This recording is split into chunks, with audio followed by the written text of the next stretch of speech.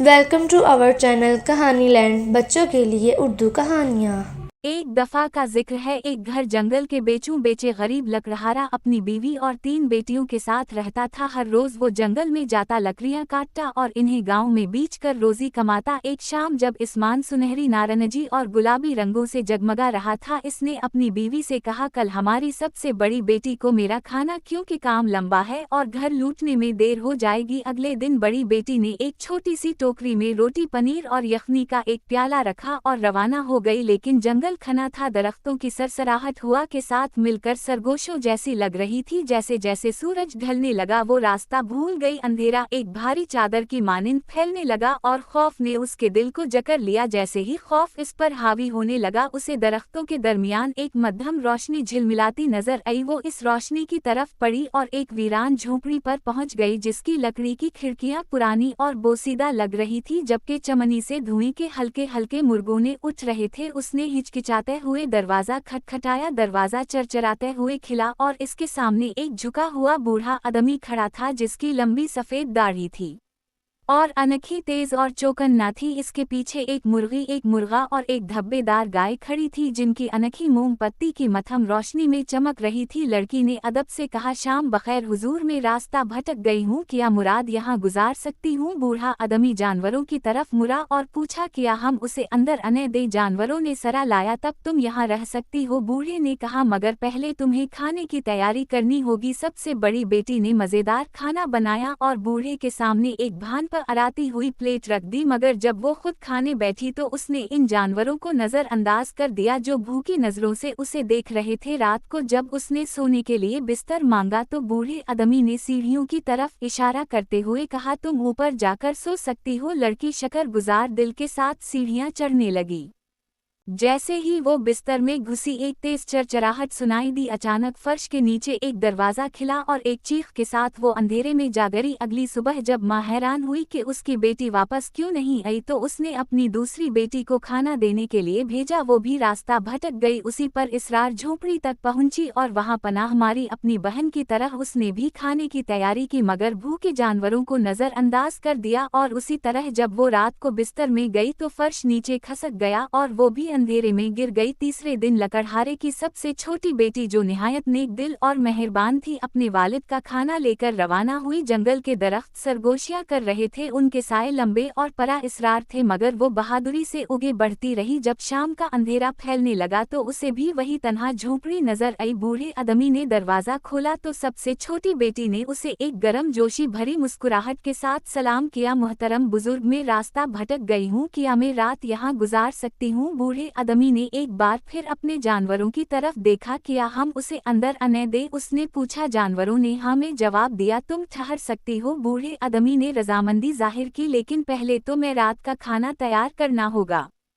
छोटी बेटी फौरा काम में लग गई। उसने खुशबूदार जुड़ी बोटियां काटी, हांडी में चम्मच चलाया और रोटी से उनकी यहाँ तक कि पूरा घर खुशबू से भर गया। जब खाना तैयार हो गया तो उसने बूढ़े आदमी के उगे खाने की प्लेट रखी, मगर बैठने से पहले इसकी नज़र मुर्गी, मुर्ग और धब्बेदार गाय पर पड़ी, जो उम्मीद भरी नज़रों से उसे देख रहे थे। तुम लोग भी भूखे हो? वो खुशदिली से बोली। उसने परिंदों के लिए झूका दाना बखेर दिया और गाय के सामने ताज़ा घास रख दी। गाय ने प्यार से अपना सर उसके बाजू से रगड़ दिया, जैसे शुक्रिया अदा कर रही हो। जब उसने बिस्तर के लिए कहा तो बूढ़े आदमी ने मुस्कुराकर सीढ़ियों की तरफ इशारा किया। वो ऊपर गई और नरम बिस्तर पर लेट गई। इसका दिल सुकून और मोहब्बत से भरा हुआ था, मगर आधी रात को अचानक पूरा घर लरजने लगा। ऐसा महसूस हुआ जैसे दीवारें टूट रही हूँ, जमीन हिल रही हो और कोई पुरस्कार कुव्वत घर को अपनी गिरफ्त में ले रही हो। इसकी अनखी हैरत से फैल गई, लेकिन जितनी जल्दी ये तूफान आया था, इतनी ही तेजी से खत्म भी हो गया। सब कुछ दोबारा खामोश हो गया।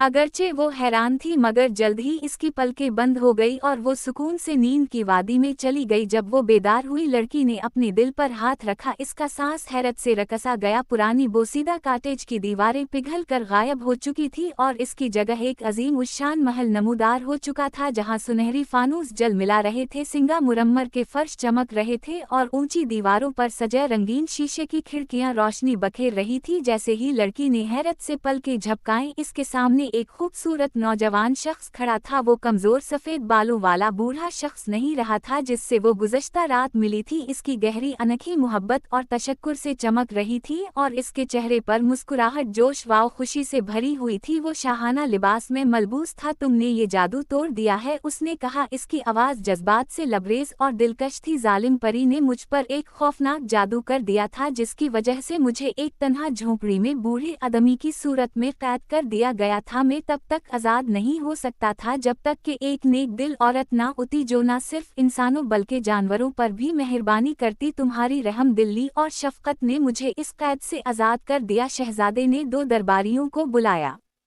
जिनकी आंखों में खुशी और तशक्कुर झलक रहा था। वो दोनों मियाँ बीवी थे और बताया कि ये वो मुर्गा थे। खूबसूरत औरत के सुनहरी बाल लहरा रहे थे और वो सुनहरी लिबास में मलबूस थी और आदमी ने पंखों वाली टोपी पहन रखी थी। फिर शहजादे ने अपने वजीर को बुलाया जो एक मेहरबान चेहरे वाला खिदमतगार था और बताया कि ये वही गाय है जिसको तुमने चारा दिया था। हम वो जादू के मारे जानवर थे जो एक मीन सितारा लानत के जेर असर थे, मगर तुमने हम पर वो मेहरबानी की जो कोई और ना करता, उसीलिए हम दोबारा अपनी असल शक्ल में लौट आए हैं। एक बावकार खातून ने झुककर कहा। नौजवान लड़की ने हैरत और जज्बात से लबरेज होकर अपने सीने पर हाथ रख लिया। जो जादू फिजा में लहरा रहा था अब थम चुका था। तभी शहजादा आगे बढ़ा। इसकी नजरों में बल्ला का वकार और नरमी थी। आओ, उसने धीरे से कहा, तुमने हमें बचा लिया और मैं चाहता हूँ कि तुम हमेशा मेरे साथ रहो। इसके हुक्म पर तेज रफ्तार पैगाम रसां घोड़ों पर सवार होकर पूरे मुल्क में जा पहुँचे और लड़की के वालिदैन को महल में बुलाया। जब वो पहुंचे तो हैरत से घूम रह गए। उनकी बेटी जो कल तक सादा लिबास में थी आज शाही लिबास में मलबूस शहजादे के साथ खड़ी थी। शहजादा उनके सामने झुक गया, दिल में बेहद इज्जत और अकीदत लिए। अब की बेटी ने मुझे एक ना खत्म होने वाले दिक से निजात दी है, उसने संजीदगी से कहा। अगर अब की इजाजत हो तो मैं इसका हाथ मांगना चाहता हूँ।